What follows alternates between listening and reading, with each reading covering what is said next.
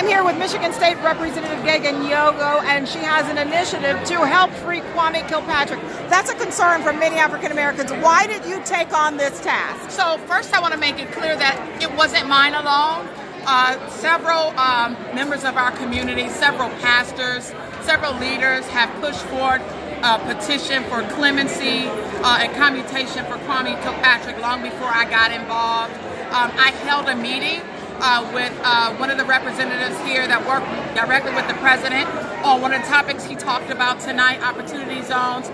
We actually had a brunch during the Congressional Black Caucus where he came and talked to city council members, state representatives, Wayne County commissioners, you name it, and we learned so much about what was available in urban communities. And so we brought him to the city of Detroit, and I hosted a brunch with a number of leaders, pastors, elected officials, and one of the pastors, he could not be there, Pastor Ron Griffin, and he called me that morning very early, and he said, I can't make it because I have a funeral that I have to officiate.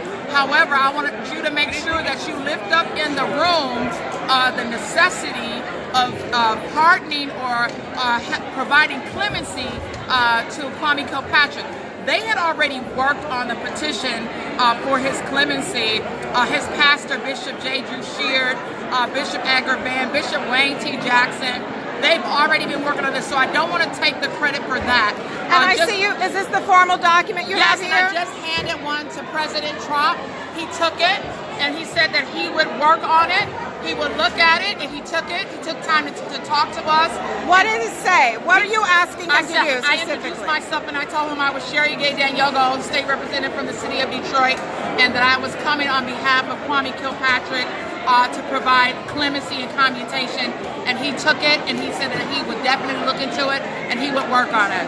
Why do you believe that Kwame Kilpatrick deserves clemency? So I believe this. I'm a woman of faith. Although I'm a legislator, I'm a former science teacher, but I was raised in church by my mother. I participated and served in prison ministry for years. I believe that everybody deserves a second chance. He is a non-violent offender. He isn't someone that would have the propensity to offend again.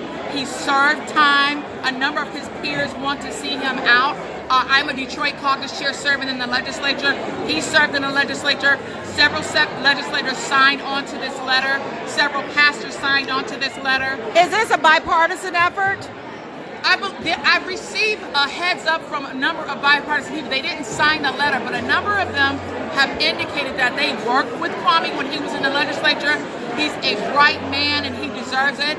Peter Carmanos, a very wealthy gentleman who has been worked directly with the president. So we know that this is a petition that has received a lot of attention, but I wanted to let the president know today that we as caucus members in Detroit's legislature, electeds, pastors, community stakeholders are standing in support of him receiving clemency, just like the other representatives have received clemency and commutation last week. And so I'm very appreciative of the president taking time to receive this letter on tonight. And you came to a Republican White House. You are a sitting Democrat. Yes, I am. And this is sort of a bold thing to do. What gives you hope that this might come forth, that you might get your wish? I'll say this.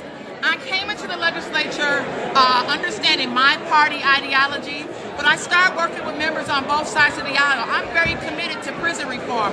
I'm very happy to be a part of a bipartisan package that addresses expungement. I said from the inception that we spend too much on prison and not enough in our classrooms. I see our country, I see our state, I see our cities as ecosystems. And when we work together and change our priorities and make sure that we invest more in education, we'll change the paradigm.